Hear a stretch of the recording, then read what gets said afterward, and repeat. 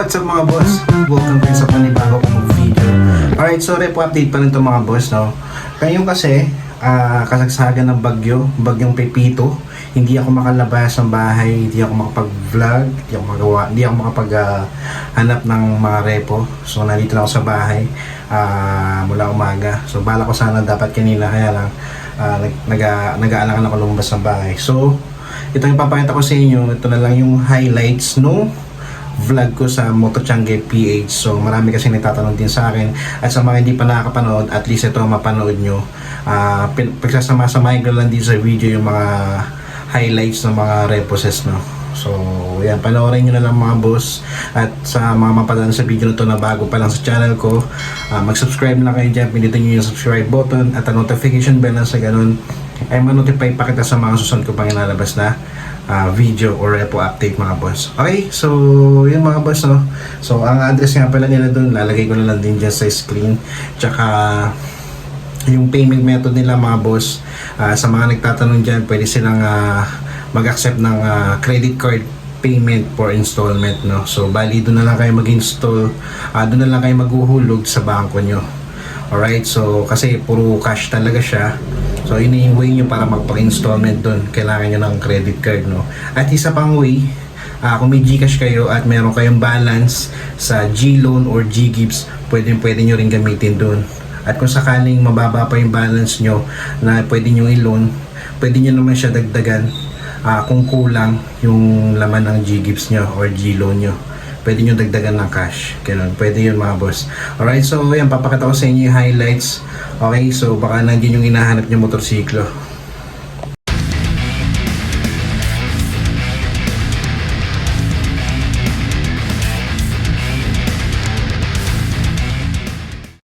Tapos dito, sa mga naghahanap dyan ng pan-negosyo, pan-tricycle, ito pwede nyo lagyan ng sidecar. Honda TMX, medyo formado yung dating niya, no? Kasi naka-gold tong ano niyan, sa handlebar niya, naka-gold mga boss. Tapos sa Odo na ito mga boss, yan nasa 9,000 pa lang. Sa mga naghahanap dyan ng Honda TMX, no?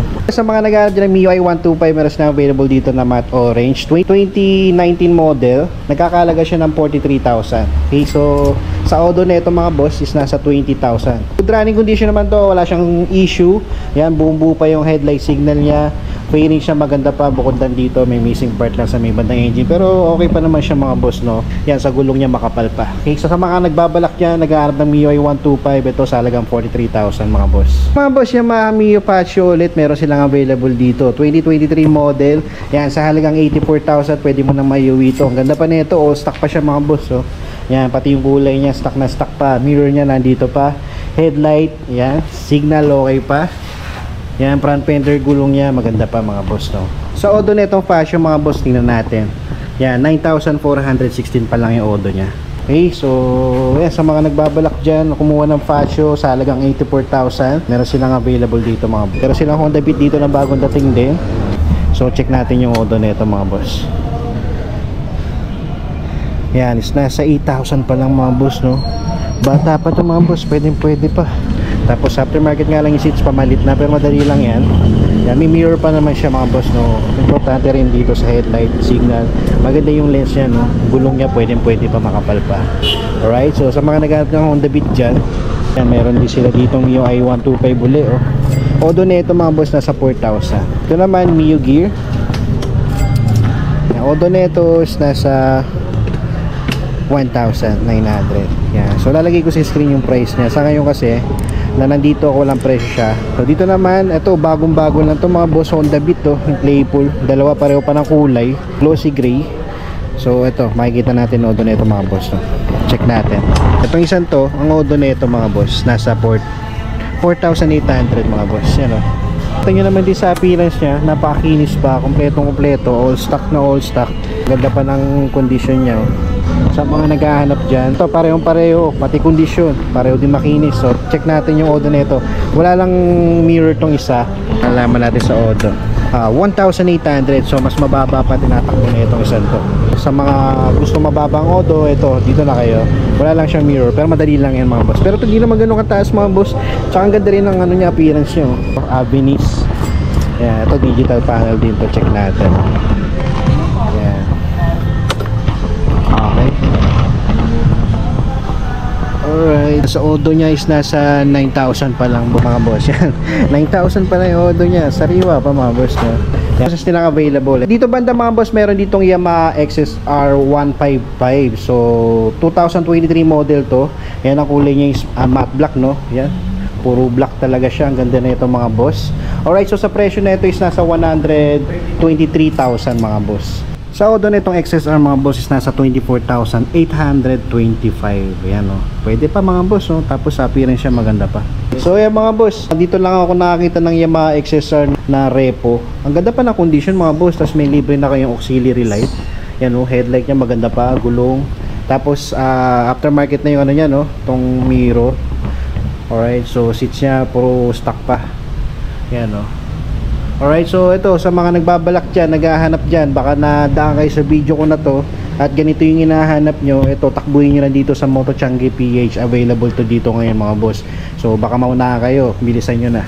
Sa mga naghahanap naman dyan ng Yamaha Sniper 155, meron silang available dito yung glossy black 2023 model to.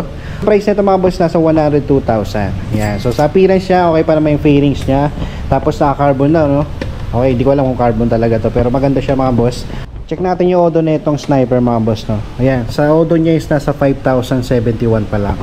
Ayan, medyo bata pa mga boss. Aftermarket na yung seats niya pero okay na okay pa. Tapos may aftermarket dito na parang put peg yan.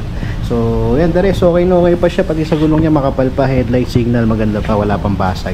Alright, so sa mga naghahanap dyan ng ano, Yamaha Sniper 155, ito meron silang available dito mga boss. Okay, sa mga naghahanap naman dyan ng Yamaha NMAX ABS, ito meron sila dito yung Prestige Silver, no? So nagkakahalaga to ng 119,000 mga boss. So 2022 model to mga boss, no? Tapos check natin yung Odo na ito.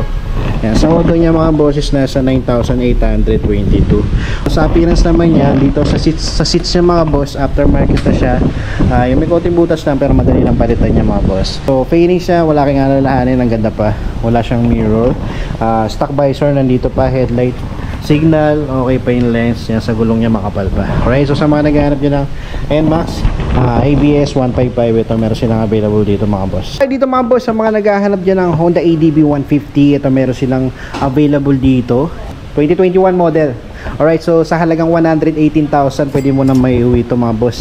Tapos sa appearance siya, halos kompleto pa siya mga boss, no? Meron na kayong abang dyan ng pang top box. Seats niya, okay pa naman, may konting butas nandito pero madali lang naman palitan yan mga boss. Yan seats niya, no? Tapos yung stock visor niya nandito pa. Yan, headlight, signal, okay na okay pa yung lens. Meron na kayong libreng auxiliary light, di na kayo magpapalagay. Alright, front fender, gulong niya makapal pa mga boss, no? Sa Odo na itong Honda ADB is nasa 1,000 pa lang mga boss, no? 1,019 pa lang. Bata pa to mga boss. Alright, so sa mga naghahanap dyan ng Honda ADB 150, ito 118,000 mga boss. Ito meron pa silang ano, Honda Click 160 na available na matte red. Ang ganda pa nito mga boss, sariwang-sariwa pa siya, no? Yan, tingnan natin yung ano nito, Odo. Yan, check natin yung Odo nito. Yan, 4,000 pa lang yung tinatakbo niya mga boss. Yan, no? Ito naman, last Honda PCX 160 ABS na matte red. Meron silang available dito. Napakasariwa pa ng itsura niya, makikita nyo. Alright, so check natin, no? Dito aftermarket nga lang itong visor pero ang ganda mga boss, no? Okay, so check natin yung ano na ito, Odo na ito. Ayan. Sa Odo na ito mga boss is nasa 4,204 pa lang. Ayan, no? Batang bata pa mga boss. Halatang halata naman sa itsura niya. Makikita nyo mga boss. Okay. Alright, so yun mga boss, so bisita na lang kayo dito sa Moto Changi PH. Ang address nila dito is RCT Building, Gov F. Halili Avenue, bagong Bagbagin, Santa Maria, Bulacan. Nalilito ako sa Bagbagin na yan.